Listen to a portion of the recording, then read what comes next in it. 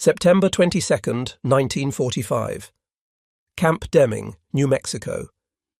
Georg Gartner, a 24-year-old sergeant from Rommel's Africa Corps, crawled under 2 fence lines in the desert darkness. For weeks he had studied the schedule of freight trains that passed near the camp.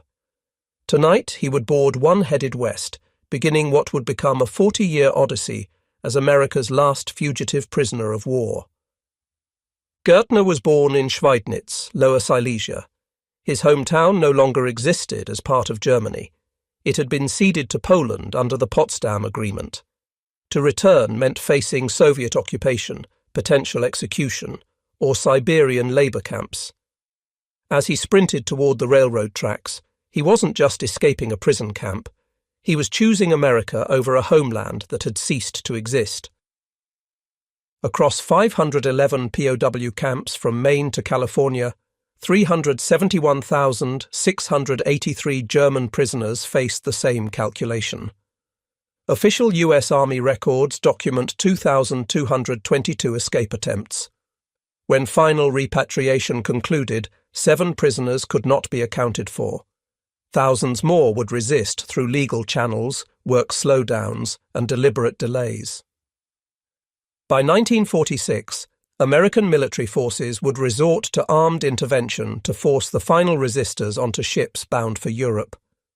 The mathematics of desperation were being written not in military strategy, but in individual choices, between Soviet persecution and American imprisonment, between starvation in Germany and illegal freedom in America, between certain death in communist territories and the uncertain future as fugitives in the nation they had fought against. The transformation began on May 7, 1945. Germany surrendered unconditionally. For the 371,683 German prisoners of war held in American camps, the war was over. But for approximately 123,000 POWs, whose homes now lay in Soviet-occupied territories, or lands ceded to Poland, the nightmare was just beginning. The Geneva Convention's Article 75 mandated rapid repatriation after hostilities ceased. But the U.S. State Department, in documents later declassified, acknowledged a crisis.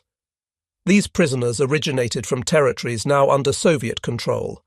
East Prussia had become Russian. Silesia and Pomerania were now Polish. The Sudetenland belonged to Czechoslovakia. These men had no Germany to return to. By July 1945, camp commanders across America reported increasing incidents of what military psychiatrists documented as severe anxiety disorders among prisoners facing repatriation. The U.S. military would eventually execute 14 German POWs for murdering fellow prisoners suspected of cooperating with authorities. Dozens more suicides were likely murders committed by prisoners who believed their victims were betraying the resistance to repatriation. The most organized resistance would emerge at Fort Eustis, Virginia, where the U.S. Army's attempt to screen prisoners for Nazi sympathies would trigger the largest organized opposition to repatriation in American military history. January 6, 1946. Fort Eustis, Virginia. What began as a repatriation processing center became the epicenter of systematic resistance. According to official U.S. military records, Fort Eustis processed 22,000 German POWs through a controversial 6-day democracy course that would determine their fate. The screening system divided prisoners into 3 categories: white, anti-Nazi; grey, politically neutral; and black, committed Nazi. Those classified as black faced 2 to 3 additional years of forced labour in Britain or France before repatriation. Those deemed white could return directly to Germany. The classification process created immediate resistance. Prisoners discovered they could trade classifications. White classified prisoners sold their identities to black classified officers for cigarettes and chocolate. The scheme collapsed when age and rank discrepancies became obvious during final processing. Lieutenant Colonel Alpheus Smith, who had run similar programs at Fort Getty, Rhode Island, received the Legion of Merit for his work. But even he acknowledged the system's contradictions. The program asked prisoners to attend democracy lectures while keeping them imprisoned indefinitely, an irony not lost on the prisoners themselves. By February 1946, resistance at Fort Eustis had evolved into organised passive resistance. Prisoners destroyed identification papers, claiming they couldn't be repatriated without proper documentation. Mass illness reports overwhelmed medical facilities. The camp hospital, designed for routine medical care, reported 10 times normal capacity as prisoners exhibited symptoms preventing travel. To understand the desperation driving resistance, one must examine the most elaborate escape attempt in American POW history, the Great Papago Escape of December 24, 1944. Camp Papago Park in Arizona housed 3,100 German prisoners, primarily naval personnel.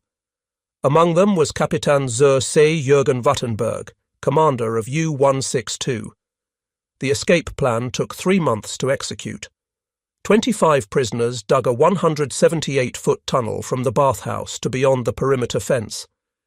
They dispersed 30 tons of excavated dirt by constructing an unnecessary volleyball court, telling guards they needed to level the ground. On Christmas Eve, while guards attended holiday celebrations and prisoners staged a diversionary party, 25 officers escaped through the tunnel. Their destination revealed their intentions, not Germany, but Mexico, which they hoped would provide sanctuary. The escape's aftermath demonstrated the futility of flight in America. Wattenberg was recaptured on January 28, 1945, after a Phoenix resident reported a suspicious man asking directions to Mexico in accented English. 3 U-boat officers were found after 3 days sitting in a Phoenix park, having discovered Arizona's rivers existed mostly on maps. The punishment, bread and water for days equal to time at large. Of all escape attempts, only Georg Gartner succeeded completely. After his September 22, 1945 escape from Camp Deming, he caught a freight train to California. For the next 40 years he lived as Dennis F. Wiles, a name chosen from a migrant farm family he travelled with from Arkansas. Gertner worked as a dishwasher, lumberjack, ski instructor at Sugar Bowl in Tahoe, and tennis professional. He obtained a Social Security card, married Jean Clark in 1964, and adopted her 2 children. He eventually became a construction estimator and architectural consultant, building custom homes across Southern California. The FBI maintained him on their wanted list, issuing posters to 10,000 post offices. J. Edgar Hoover personally signed his arrest warrant. Yet Gertner lived openly. In January 1952, he joined a ski expedition to rescue the city of San Francisco train, stranded in a Sierra Nevada blizzard.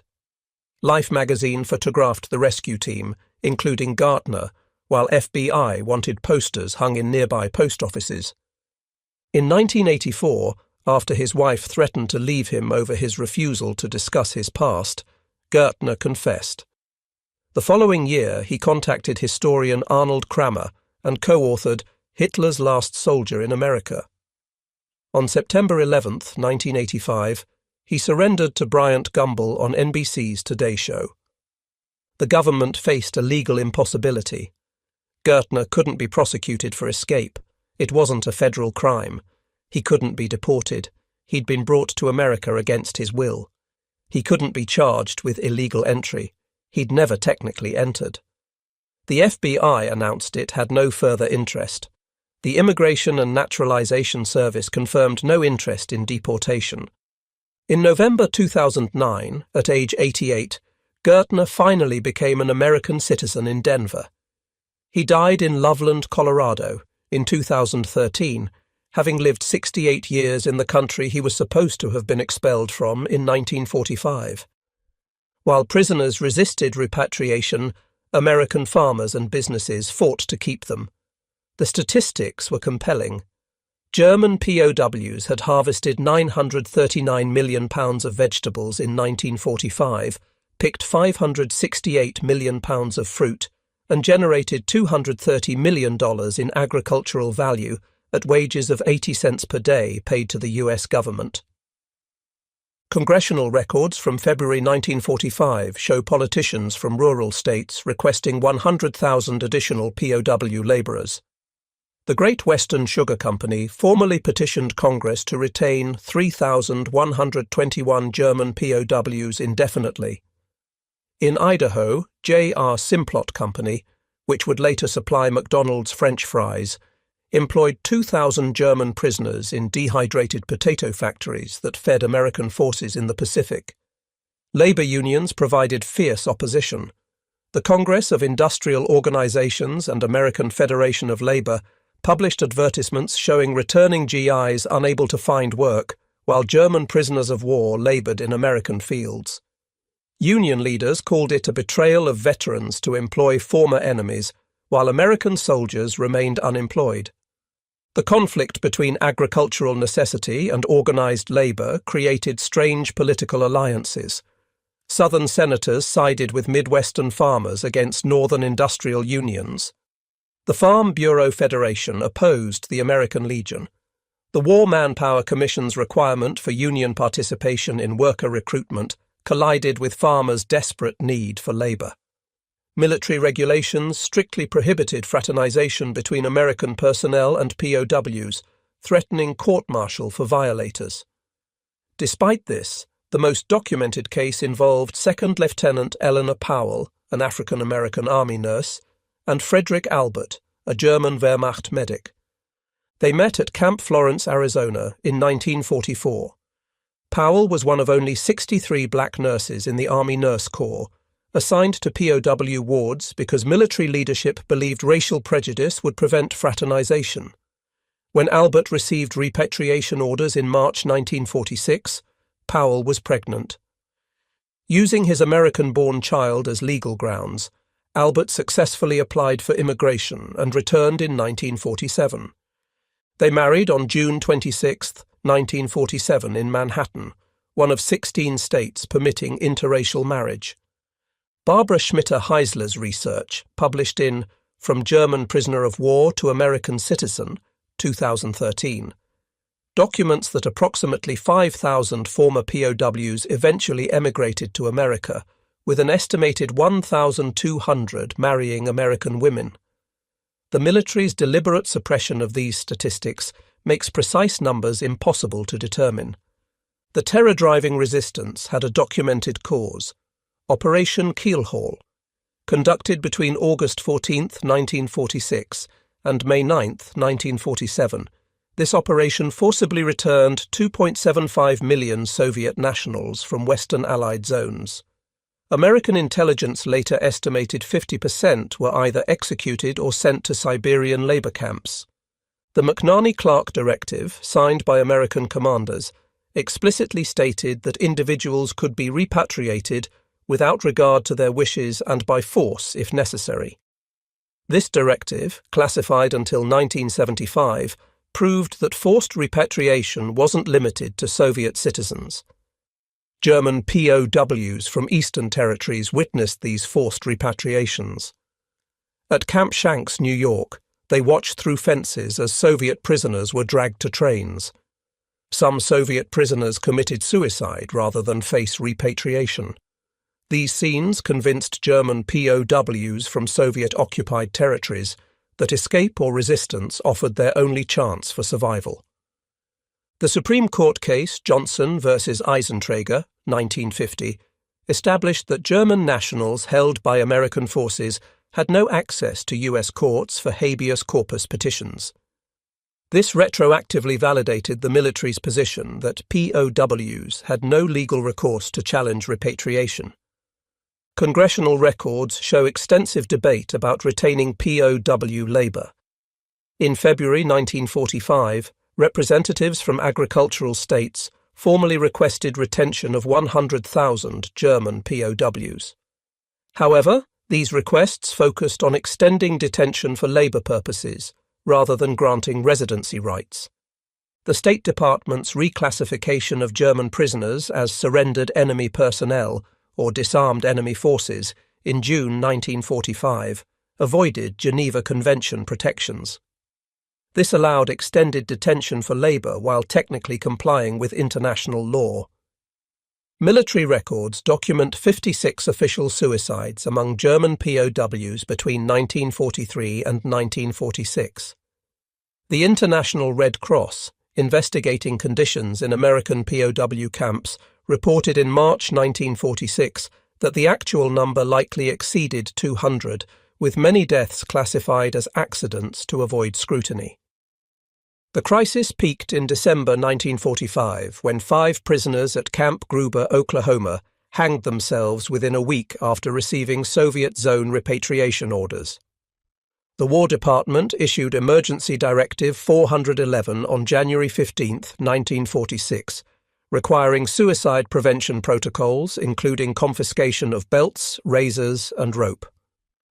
Agricultural communities across America documented their advocacy for retaining German POWs. Camp Concordia, Kansas, developed such strong relationships with its 4,000 POWs that the town still hosts annual reunions.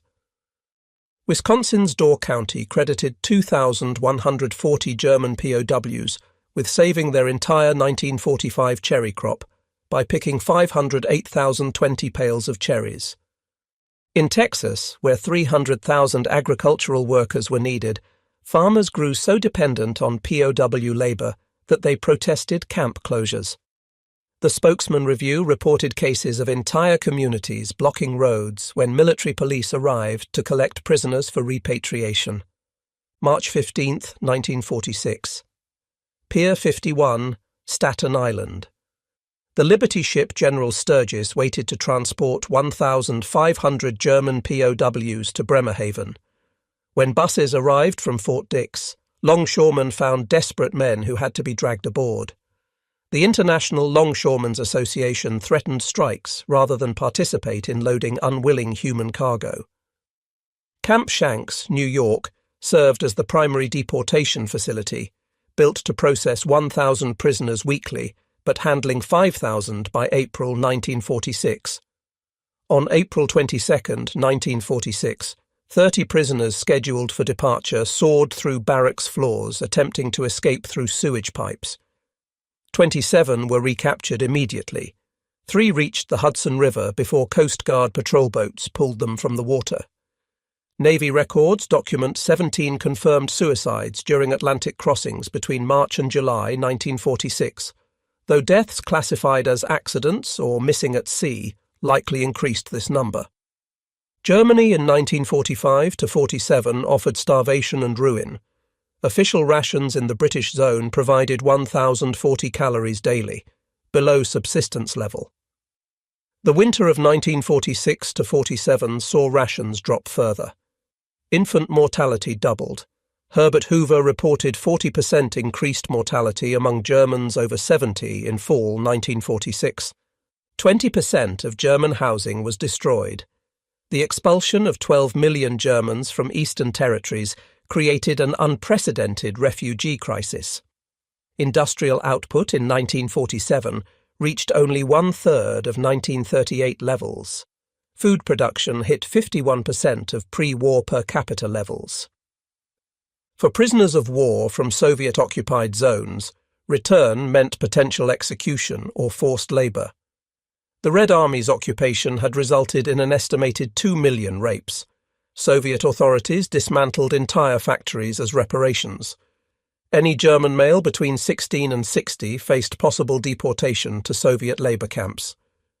Congressional records from 1945 to 1947 reveal intense pressure from agricultural states to retain POW labor. The Office of Provost Marshal General limited food and ended canteen sales in May 1945, following civilian complaints about POW treatment.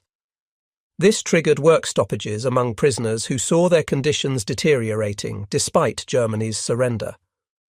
Officials justified extended detention by arguing that Germany's lack of functioning government meant formal peace hadn't been concluded, allowing detention under Geneva Convention Article 75. The creation of new classifications, surrendered enemy personnel and disarmed enemy forces, enabled continued labor exploitation while avoiding full POW protections. President Truman ultimately ordered completion of repatriation, despite agricultural pressure, though delays for harvest reasons extended into 1948. The last German POWs weren't returned from America until summer 1946, with many spending additional years in forced labour in Britain and France. The numbers tell the complete story. 371,683 German POWs held in America. 2,222 documented escape attempts. 7 prisoners never accounted for. 14,000 repatriations delayed for agricultural necessity. Approximately 5,000 eventually returned as legal immigrants. 580,000 Germans immigrated to America in the 1950s. 210,000 Germans immigrated in the 1960s. The Displaced Persons Act of 1948 admitted 415,000 displaced persons by 1952, including 60,000 Germans. Many former POWs were among these numbers, though precise tracking remains impossible due to immigration record limitations. The economic impact was undeniable: 14 million man-days of agricultural labour, 100 million board feet of lumber processed, $230 million in labour value, 1940s dollars. 80 cents daily wage per prisoner, paid to US government. German POWs worked in 46 states, filling critical labour shortages. They built infrastructure, harvested crops, and maintained industries that would have collapsed without their labour. Communities that employed POWs often became their strongest advocates for retention. The Special Projects Division, the US military's secret re-education program, reached 40,000 German prisoners. The program published Der Ruf, The Call, a prison newspaper, and distributed books banned in Nazi Germany. After VE Day, 25,000 prisoners graduated from democracy courses, returning directly to Germany instead of facing additional labour in Europe. Camp newspapers, 135 published across various camps, reflected changing attitudes. By 1945, 8 of 20 camp newspapers still advocated Nazi ideology, but the majority had shifted toward discussions of democracy and reconstruction. Notable graduates included Walter Hallstein, who became president of the European Commission, Hans Kroll, later West German ambassador to the United States, and Rüdiger von Wechmar, German permanent representative to the United Nations. The Displaced Persons Act of 1948 provided the first legal pathway for former POWs. Between 1948 and 1952, approximately 5,000 former German POWs successfully immigrated under various provisions. Requirements included American sponsors, proof of non-Nazi party membership, and means of support. Barbara Schmitter-Heisler's research, based on 35 interviews with former POWs, documents their integration into American society. Many became successful business people, engineers, and community leaders. Their children and grandchildren now constitute a significant portion of German-American families. After leaving America, German POWs faced additional years of forced labour. Britain received 175,000 German POWs who worked until 1948, with 25,000 choosing to remain as civilian workers. France received 740,000 German prisoners, keeping many until 1949 for reconstruction work. These extensions violated Geneva Convention requirements for rapid repatriation, but were justified as war reparations. The last German POWs weren't released from Allied custody until 1949, 4 years after war's end. Published memoirs provide documented evidence of POWs experiences. Louis Carlson's We Were Each Other's Prisoners, 1997, based on over 150 interviews, documents widespread desire among German POWs to remain in America. In the 1985 reunion in Austin, Texas, over 500 former prisoners returned to America. Their testimonies, preserved in archives, consistently describe better treatment as prisoners than they experienced as civilians in post-war Germany. Arnold Kramer, interviewing former POWs for decades, noted that 95% rated their treatment as good or excellent. Most remarkably, thousands maintained correspondence with American families for decades after repatriation. The transformation of German POWs from enemies to potential citizens appeared in multiple government reports. The State Department acknowledged that prisoners of war exposed to American democracy and prosperity became inadvertent ambassadors for American values upon return to Germany. Military intelligence reported that prisoners of war who worked on American farms often developed stronger loyalty to their host communities than to defeated Germany. These observations influenced later policies toward enemy combatants and displaced persons. While precise numbers remain elusive due to military suppression, documented evidence confirms hundreds of relationships between POWs and American women. The Immigration and Naturalization Service received over 3,000 inquiries from American women seeking to sponsor former POWs between 1946 and 1950. Most applications were rejected based on regulations excluding former enemy combatants from standard immigration quotas. However, approximately 1,200 former POWs eventually married American women, either returning through legal channels or meeting during later visits. Of 2,222 escape attempts from 371,683 prisoners, the 0.6% rate represents remarkably low numbers compared to POW escapes in other nations. Most escapees were recaptured within 24 hours. The vast distances, language barriers, and lack of underground support networks made successful escape nearly impossible. 7 prisoners remained unaccounted for at final repatriation. Besides Georg Gartner, Kurt Rossmeisel lived as Frank Ellis in Chicago for 14 years before surrendering in 1959. The other 5 presumably died or successfully integrated into American society under false identities. Communities that fought to retain German POWs often prospered from their contributions. The J.R. Simplot Company, built partly on POW labour, became a billion-dollar enterprise. Agricultural techniques introduced by German POWs, particularly in irrigation and sugar beet cultivation, transformed American farming. Many former POWs who returned as immigrants became successful entrepreneurs. Their experience with American business practices during captivity provided advantages in post-war commerce. Several founded companies that became major employers in their adopted communities. The resistance of German POWs to repatriation influenced American Cold War policy. Their fear of Soviet occupation validated American concerns about communist expansion. Their stories of forced repatriation became propaganda tools demonstrating communist brutality. The principle that people fleeing communist oppression deserved special consideration, established during the POW crisis, became embedded in American immigration policy. This precedent influenced treatment of Hungarian refugees in 1956, Cuban refugees after 1959, and Vietnamese refugees in 1975. Of 511 POW camps across America, few physical remains exist. Most were converted to other uses or demolished. However, their impact on local communities persists through museums, historical societies, and annual reunions. Algona, Iowa, maintains a POW museum. Camp Hearn, Texas, preserves barracks and artwork created by prisoners.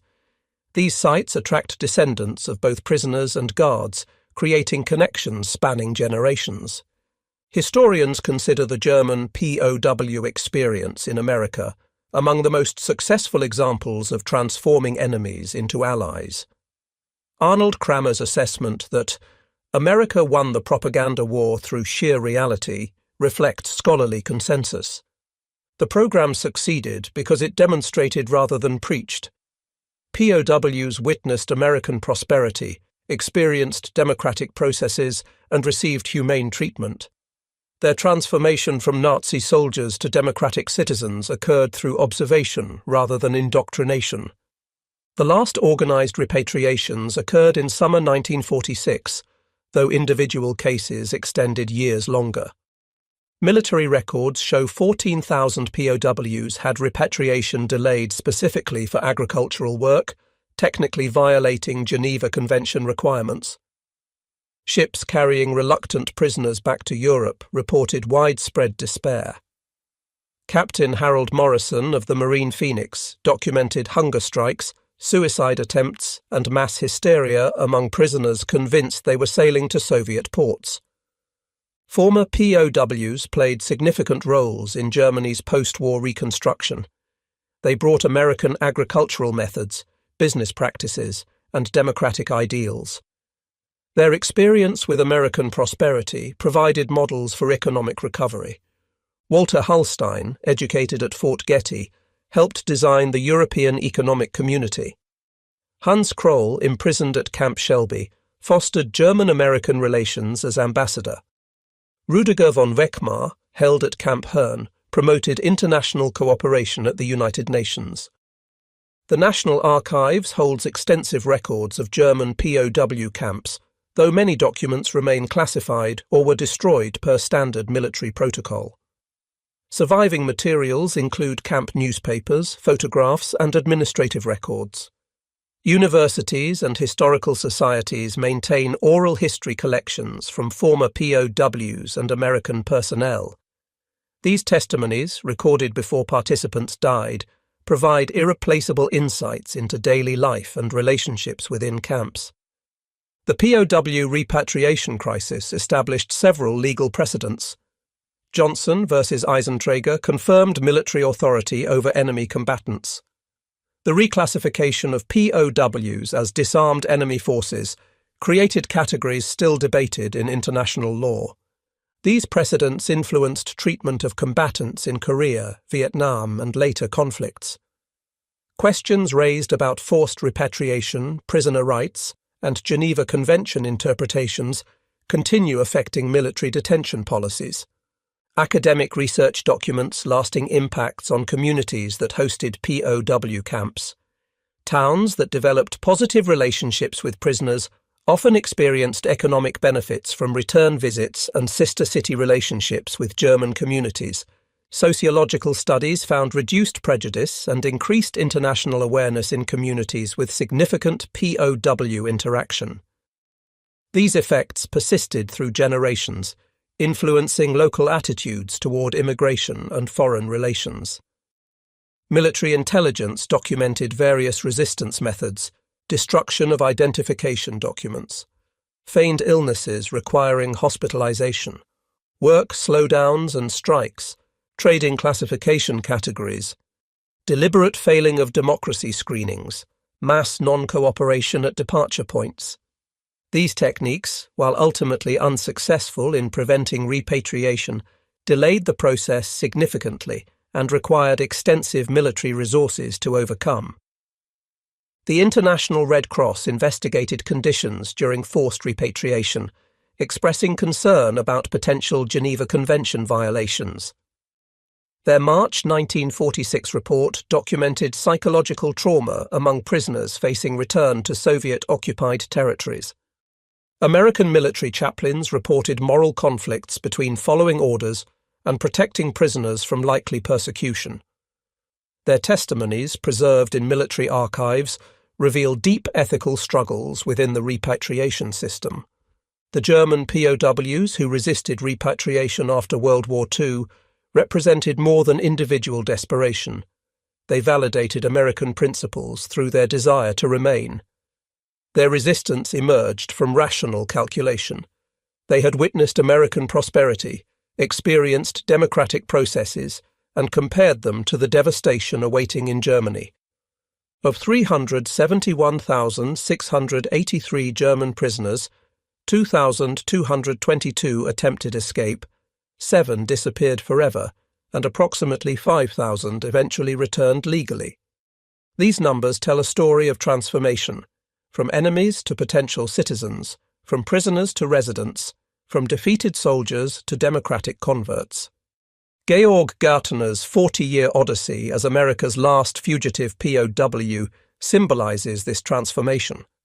His successful integration into American society, despite living under an assumed identity, demonstrated that former enemies could become productive citizens. His 1985 surrender and subsequent citizenship in 2009 provided closure to a chapter that began in 1943. The economic arguments for retention, $230 million in agricultural value, critical labour during wartime shortages, conflicted with organised labour's demands for veteran employment. This tension reflected larger questions about American values, economic necessity, and international obligations. The documented relationships between POWs and Americans, resulting in approximately 1,200 marriages, challenged wartime prejudices and military regulations. These connections transcended nationality, creating bonds that survived decades of separation. Operation Keelhaul's forced repatriation of Soviet citizens cast a shadow over German POWs from Eastern territories. Witnessing these scenes convinced many that resistance offered their only survival chance. The McNerney-Clark Directive's authorization of force, without regard to their wishes, validated their fears.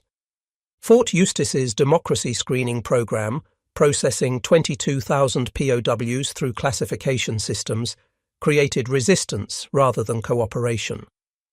The irony of teaching democracy while denying freedom wasn't lost on prisoners or observers. The devastation awaiting in Germany, 1,040-calorie rations, destroyed cities, Soviet occupation, made American captivity preferable to freedom. This reality drove suicide attempts, escapes, and organized resistance documented in military records. Congressional debates revealed fundamental conflicts between agricultural necessity and labor rights, between economic pragmatism and international law. The delay of 14,000 repatriations for agricultural work demonstrated economic interests overriding Geneva Convention requirements. The Displaced Persons Act of 1948 finally provided legal pathways for return. Approximately 5,000 former POWs successfully immigrated, becoming citizens, business owners, and community leaders. Their integration proved that transformation was possible. The broader impact included 580,000 German immigrants in the 1950s and 210,000 in the 1960s, many influenced by POW experiences or connections. These movements shaped German-American relations for generations. Former POWs who achieved prominence, Walter Hallstein, Hans Kroll, Rüdiger von Wechmar, demonstrated that enemies could become allies through exposure to democratic values. Their contributions to German reconstruction and international cooperation validated American investment in their education.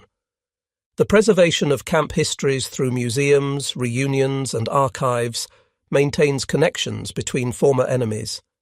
Annual gatherings in places like Algona, Iowa, and Hearne, Texas, celebrate transformation rather than conflict. Historical assessment confirms that American treatment of German POWs, despite forced repatriation controversies, succeeded in converting enemies to democratic allies. The program's reliance on demonstration rather than indoctrination proved effective. The legal precedents established during the repatriation crisis continue influencing military detention policies.